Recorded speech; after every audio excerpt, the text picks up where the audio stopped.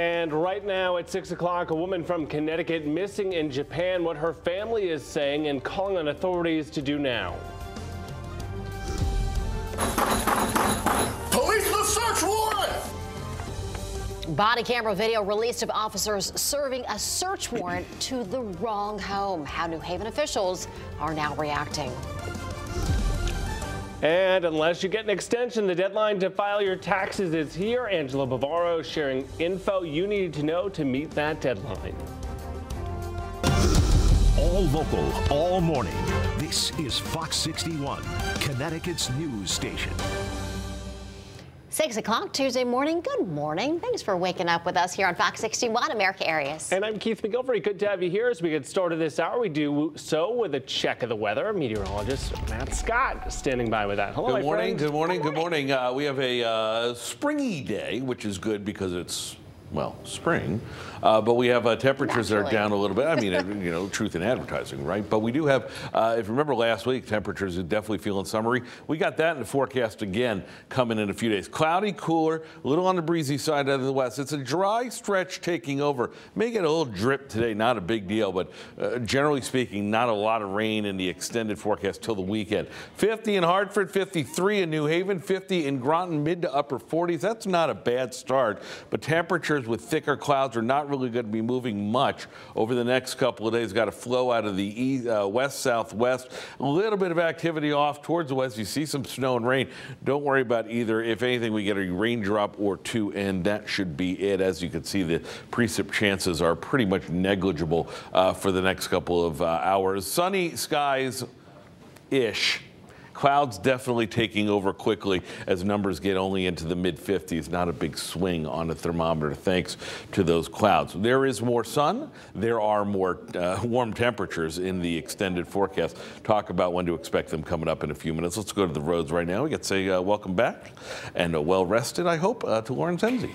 No, it was just a relocation of chaos. That's what I call it. You know what we call that around here? It was a lot of fun. We call that parenting, right, Erica? Yeah. Yes, exactly. No, it was an absolute blast. Happy to be back, though. Good morning to you, Matt. Good morning, everyone. Hopefully you're having a great Tuesday so far. No crashes or incidents to report out on the roadways. That is some good news, but we do have some construction that's getting ready to wrap up in and around the Waterbury area. So expect some lane closures on I-84 east and westbound between exits 18 and 22. But as we take a live look out there, traffic is moving freely now. The eastbound side has reopened, and things are looking good. Taking a live look at our Hartford drive times, 91, 84, Route 2 in and out of the capital city, all looking good. We had some road work going on over in East Hartford, over on Route 2. That has since cleared and traffic's moving freely. Taking a live look down in New Haven on 95 and also in Bridgeport, things are looking good. We'll check in again on the roads coming up in the next half hour. Erica, good morning to you. Lauren, good morning. Welcome back. Thanks so much.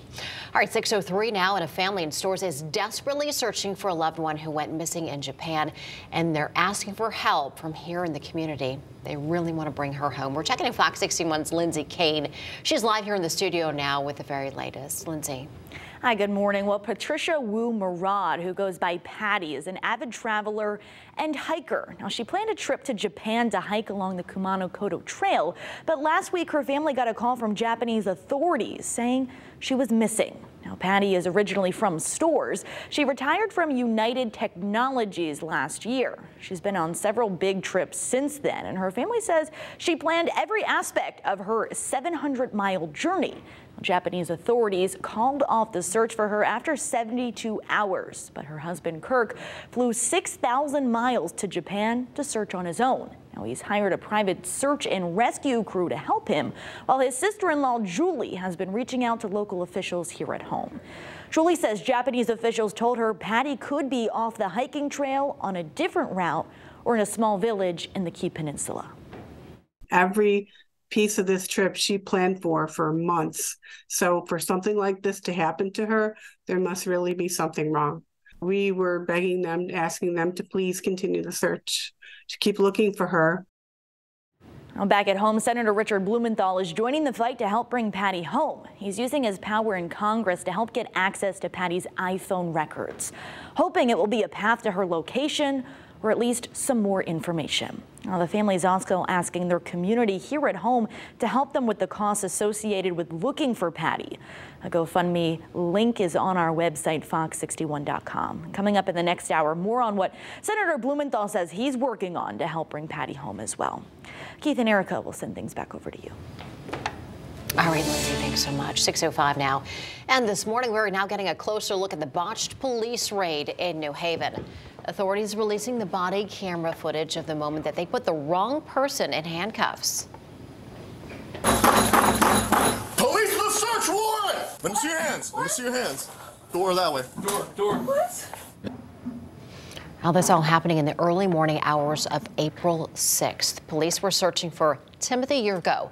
He was wanted in connection to a child pornography investigation, but instead they raided the apartment of Stacy Wizenter. She lived one floor above his. Now New Haven officials are speaking out on the terrifying experience. That woman waking up to officers putting her in cuffs. It can be pretty traumatic when the police department is all of a sudden in your apartment. We're not happy that we hit the wrong door, but in watching the video, the officers and detectives did a great job talking to her and making it right. Now, eventually they took her out of the handcuffs, offered her help, and then raided her neighbor's door downstairs. Now, there's now an internal affairs investigation into the handling of this case.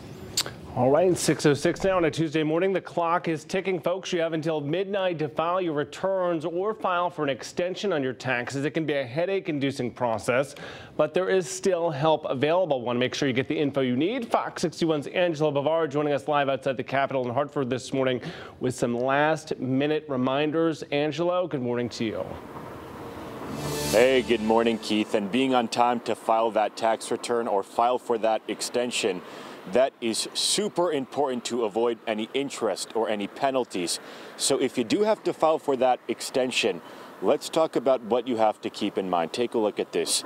So that extension request that must be filed by the normal tax deadline, which again is today, that is automatic as soon as you file it, which means your new deadline, that will be October 16th. Important to note that filing that extension gives you an additional 6 months to file your tax return, but it is not an extension to pay what you owe. You should estimate and pay any owed taxes by your regular deadline.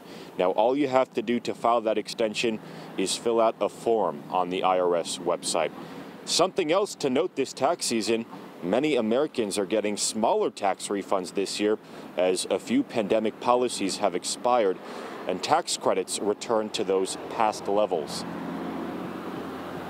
More people are paying ahead, so in the end they might be getting less money back. And the other thing that I would say is because of the changes I've seen in the earned income credit, and I've seen that actually reduce people's liability because maybe last year they got it where this year they didn't, so smaller amount getting back. But I think the other thing is, if you think about it, in 2021 there was the advanced child credit, so a lot of people got the money during the year, and so this year they're actually maybe phasing out and maybe not getting the money on the tax return.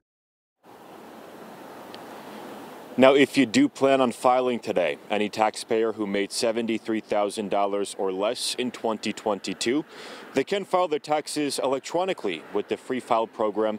And again, that is also on the IRS website. For more information about free tax help for people who are eligible on that front, you can visit 211ct.org. Again, that is 211ct.org, or you can call 211 to get a list of resources that are available. We also have a lot more help and resources available on our website, that is fox61.com. Reporting in the capital city this morning, I'm Angelo Bavaro, Fox 61, Connecticut's news station. All right, Angelo, thanks so much for those important tips. Well, meantime, at 6:09, we now know that a teenager who died found unresponsive in New London is 17-year-old Danazia Usual of Groton. Police say that she was found unresponsive at a home on Jefferson Avenue on Saturday morning. Now, we've also learned that a 40-year-old and a 19-year-old were also sent to the hospital with stab wounds. Officers are now trying to figure out what led up to those stabbings. And on Monday, the man accused in the stabbing death of his girlfriend appeared before a judge. Police say Pedro Grajales turned himself in on Sunday and confessed to officers that he stabbed his girlfriend, Nilda Rivera. Police say Grajales also showed them a picture of her injuries and said that she was in a vehicle in the parking lot. Officers rushed her to the hospital where she later died. Grajales is now facing a murder charge, and he's being held on a $3 million bond. This morning, federal oversight of the Hartford Police Department has come to an end after nearly 50 years. That oversight was from 1973, a consent decree demanding that Hartford police hire officers that reflect the city's large Black and Hispanic populations. It's also called for increased accountability in the department. On Friday, a Bridgeport judge ruled that the department was not violating any rules in the agreement and approved the city's request to dissolve the consent decree and end that federal oversight.